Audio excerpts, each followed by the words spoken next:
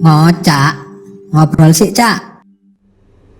Kalau itu artinya kan ini kan ada hubungannya sama ini kan, era digital sekarang ini. Pandemi ini. Apakah sastra gimana sastra dikaitkan dengan era digital menurut Mas Ibnu? Ya.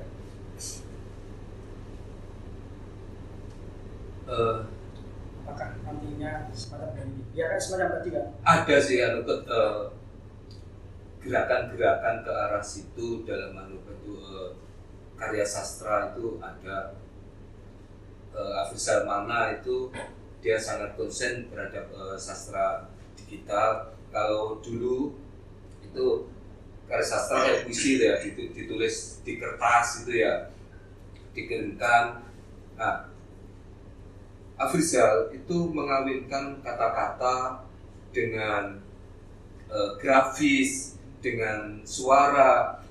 Dia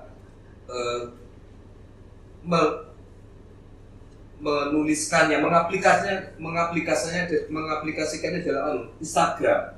Jadi yang itu batas antara sastra, seni rupa, fotografi itu menjadi luruh, menjadi rapuh. Ada perkawinan itu secara media.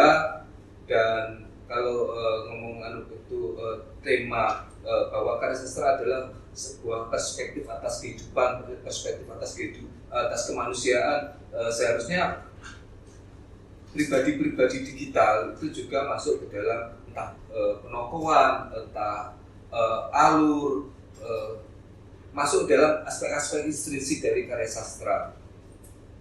Majelis Sastra Urban yang edisi pertama itu 2018 itu menghadirkan cerpenis Aris Rahmatputra. Dia itu penulis cerpen. Itu alur dari cerpennya itu berbeda dengan alur cerpen yang konvensional. Dia memakai alur seperti yang itu film detektif itu. Jadi itu kita kalau baca cerpennya Aris Rahmatputra itu kita seperti melihat film. Tokoh-tokohnya itu juga tokoh-tokoh yang filmis. Jadi seperti itu. Artinya antara perubahan zaman, segis ya, semangat zaman dengan karya sastra itu dia bergerak berbarengan, artinya saling mempengaruhi. Ya, di zaman era digital ini sastra menurut Mas Ibnu masih sangat-sangat penting lah ya, dan tidak boleh kalah gitu ya dengan harus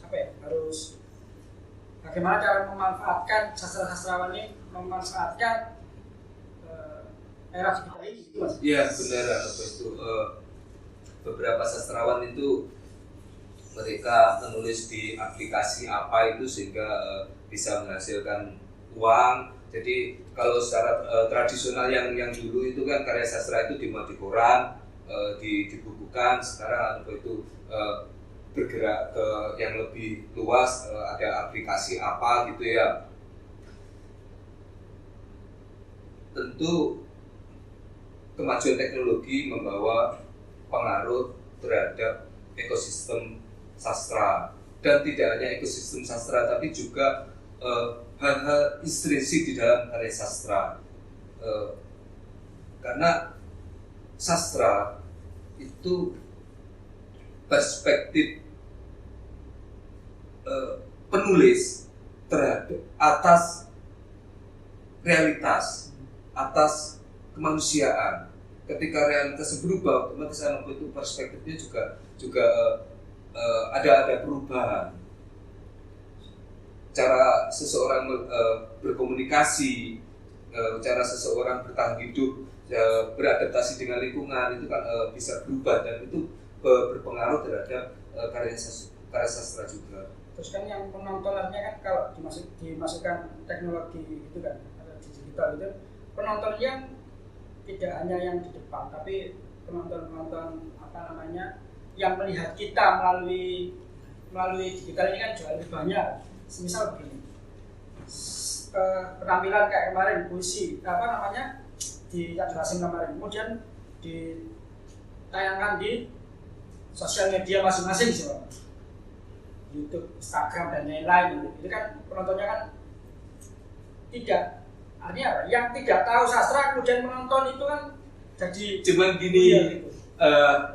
di Majelis Sastra Urban itu SDM-nya terbatas. Jadi kemarin ya hanya di tempat itu saja, tidak pakai itu live streaming ke YouTube atau ke yang lain, itu tidak dilakukan. Tapi gini, kemajuan teknologi itu seringkali juga memudahkan teman-teman sastrawan. Saya di Sidoarjo tahun kemarin itu selama pandemi itu ya, bulan Maret tahun 2021 itu mengadakan Festival Sastra Sidoarjo. Itu 1 bulan penuh selama bulan Maret. Teman-teman itu kita meminta kepada sastrawan-sastrawan, baik sastrawan senior maupun sastrawan pemula maupun masyarakat umum untuk mengirimkan video pembacaan puisi. Nah, video dari peserta itu kita kasih brand gitu ya, kita kasih logo Dewan. Kebetulan saya waktu itu adalah Komite Sastra Dewan Kesenian Sidoarjo. Saya kasih itu brand Dewan Kesenian Sidoarjo.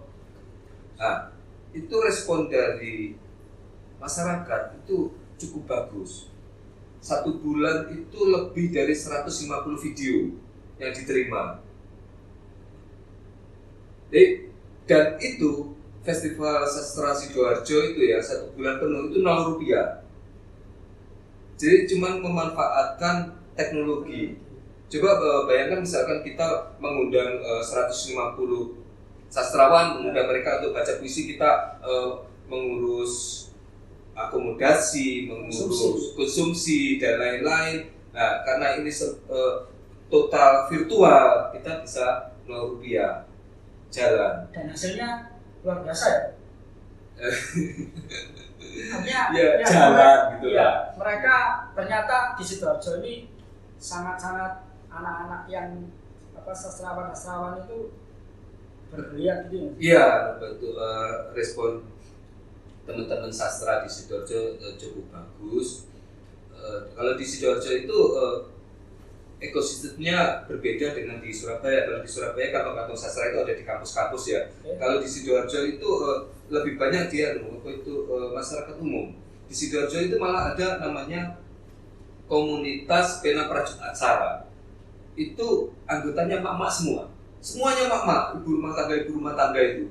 Mereka menulis cerita, menulis puisi, menulis catatan-catatan dan dibukukan.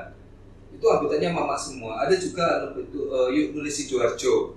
Itu mayoritas juga mak-mak, meskipun banyak yang muda. Iya. Ini mama muda. Selain itu Forum Lingkar Pena Sidoarjo itu juga dominan dari wanita. Selain itu ada Malam Puisi Sidoarjo, ada Sido Sinau. Jadi kalau di Sidoarjo itu komunitas-komunitas yang bergerak di masyarakat. Kalau di Surabaya kantong-kantongnya di kampus-kampus. Mas terakhir, definisi puisi ini apa sih? Kan gini, kalau dulu saat saya ini SD ya, SD SMP, saya itu selalu tampil puisi. Tapi kemudian saat udah kuliah dan besar, terus juga melihat puisi. Tapi kalau melihat saya beda ya. Artinya kan kalau kecil saya SD-nya ini kan puisinya kan bersekutu berapi-api, kemudian itu ada yang bilang deklamasi dan sebagainya. Terus apa sih perbedaan antara seperti yang sekarang puisi bacanya kan santai, kayak Yai Zawud Imron membacakan kan santai gitu, tapi tidak ada yang satunya puisi yang berapi-api gitu. Apa sih mas puisi itu sebenarnya kalau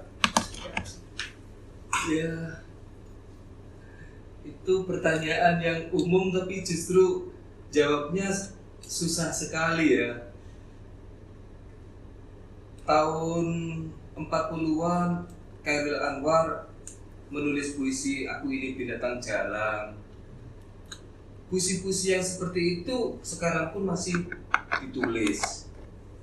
Sebelum Chairil Anwar ada pantun, ada gurindam, puisi-puisi lama seperti itu sampai sekarang juga masih ada yang menulis. Tapi di dalam puisi sendiri juga ada dalam tradisi puisi ada perubahan-perubahan seperti tahun 60-an 70-an yang ditulis oleh Sutarji Kalsum Bahri dengan mantra yang seperti itu kan belum ada di tahun 30-an. Akarnya ada, tapi wujud yang seperti Sutarji itu belum ada. Dan kesini ada puisi-puisi yang sangat rumit, yang 20 tahun yang lalu atau 40 tahun yang lalu puisi model seperti ini tidak ada. Jadi ya ada, ini bukan sebuah kemajuan, tapi ada perubahan-perubahan, ada hal-hal baru. Tapi meskipun ada hal-hal baru yang masih lama juga sekarang pun tetap ada, jadi bersanding.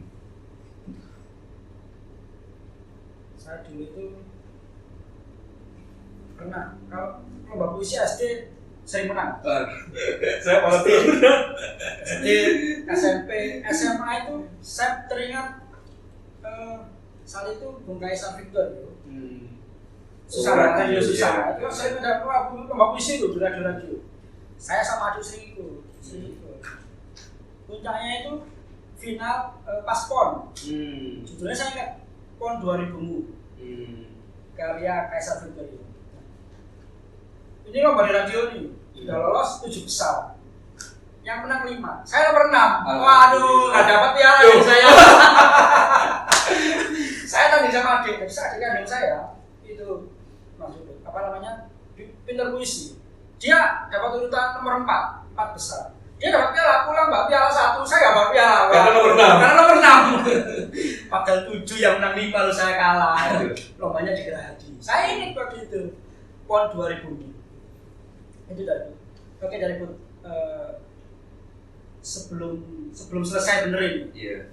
Coba mungkin ya sedikit lah cari puisi sedikit, nggak apa-apa yang puisi sini. Saya ingin tahu ini akan ngopi dulu terus puisi, silakan ya.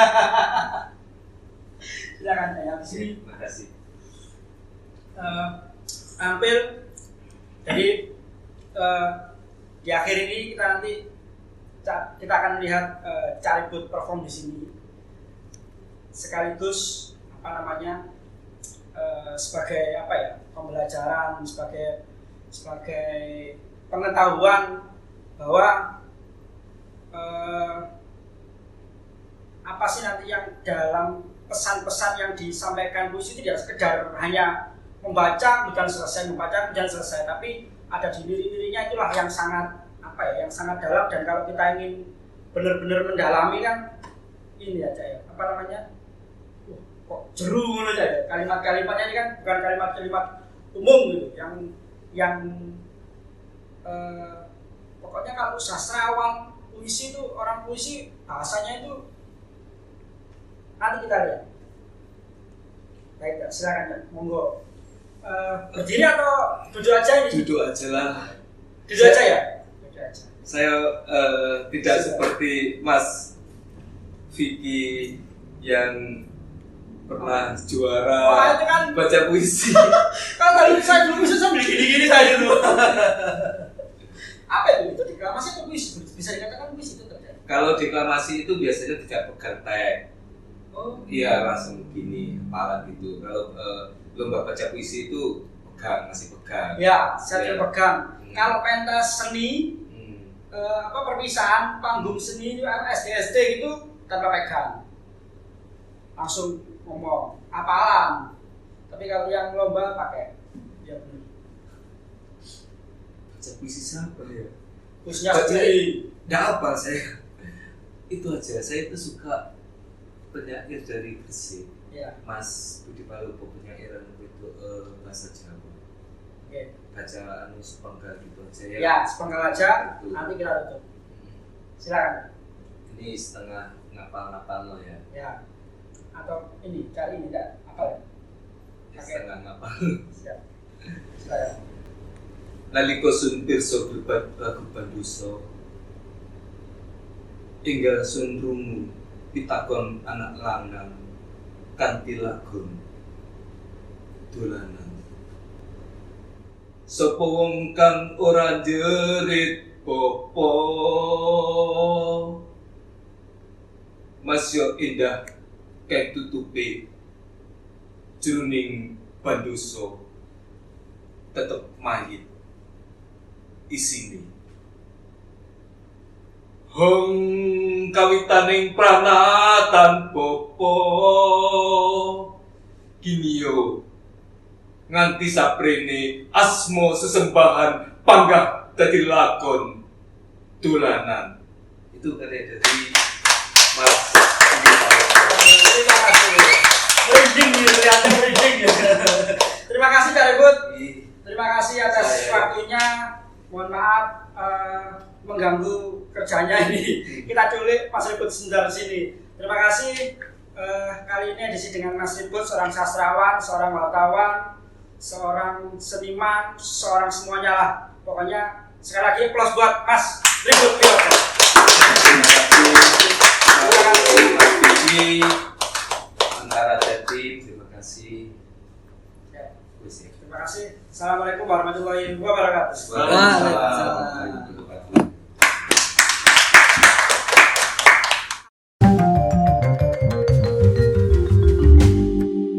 Ngocak, ngobrol sih, Cak.